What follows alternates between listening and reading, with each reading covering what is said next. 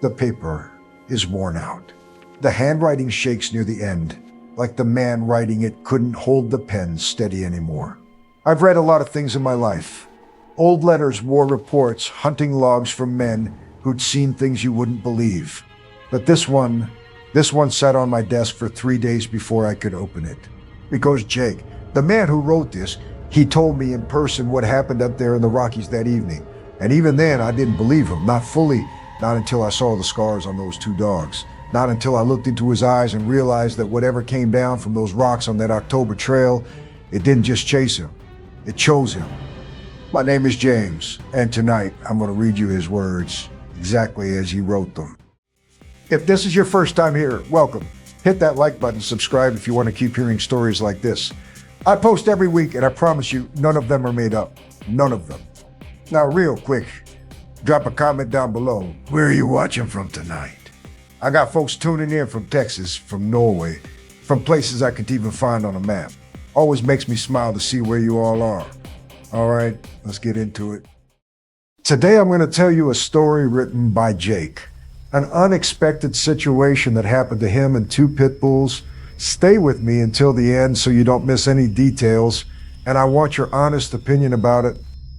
October 14th, 2017. I wrote the date at the top because I didn't want to forget it.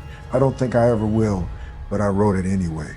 That's what you do when something breaks something inside you. You anchor it to a date. Like that's going to keep it from floating loose in your head at 3 in the morning. It started the way it always did. Me and the boys, Diesel on my left, Rook just ahead. Nose down, tail moving slower, steady like a clock pendulum. We'd done that trail maybe 40 times. The Bear Lake Loop, branching off past the tree line toward the ridge where the elk like to graze at dusk. It was our trail. The dogs knew every route, every bend. Rook used to stop at the same flat rock every single time. Just stood there, looking out at the valley like he was thinking about something too big for words. I always let him. Diesel would sit beside him without being told. 2 big, quiet dogs watching the sun go low over the Rockies. That evening the light was amber, the kind that makes the pine needles look like they were on fire from the inside. There was no wind. That should be told me something. In those mountains, there's always wind by 4 o'clock. Always. But that evening, nothing. Just silence pressing in from every direction, thick and warm, and wrong in a way I couldn't name yet.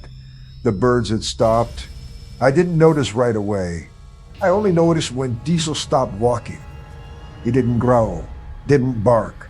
Diesel never barked without a reason, and that alone was enough to make my stomach drop. He just stopped, 4 paws planted into the dirt like he'd been bolted to the ground. His whole body went rigid, every muscle under that brindle coat pulled tight as a cable. I looked at Rook. He was already turned around, facing the rock face to our right, not moving, not breathing, near as I could tell. Both of them staring at the same point up the slope, a cluster of granite ledges maybe 30 feet above the trail, dark with shadow. Still, I didn't see anything. That was the worst part. There was nothing to see, just rock and scrub pine and fading light. But the dogs didn't care what I saw. They knew. Something old and buried deep in their blood was screaming at them, and they were listening to it the way animals do, completely and without question. I put my hand on Diesel's back and felt the tremor running through him. Not fear. Something older than fear.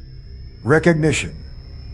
Then the smell hit me, musky, dense, like wet fur and something metallic underneath it, like the inside of a mouth. I'd hunted enough in my life to know that smell doesn't travel uphill without a reason. My eyes went back to the ledge, and that's when I saw it. Not the whole animal, just the tail, long and thick, curling slow over the edge of the rock, like it had all the time in the world. Tawny, unhurried. The tail of something that had already decided what was going to happen next. Before I could breathe, before I could move, before I could even say the dogs' names, they were already gone. Both of them launching off the ground like the earth had thrown them. I ran. I'm not ashamed to say it. Every instinct I had screamed at me to go, and I went. I didn't stop until I hit the parking lot, lungs burning, legs shaking so bad I could barely stand. I waited 40 minutes alone in that lot in the dark, calling their names into the trees until my voice broke. Then I heard it pause on gravel. First Rook, then Diesel, limping, one ear torn, a long gash across his snout. Both alive. The Puma was gone. Dick's last line, the one that made my hand stop when I read it. He wrote, "I never told them they were brave. I just held them on the ground of that parking lot and cried like a child. Because they didn't do it to be heroes. They did it because I was theirs." That's where his letter ends, right there.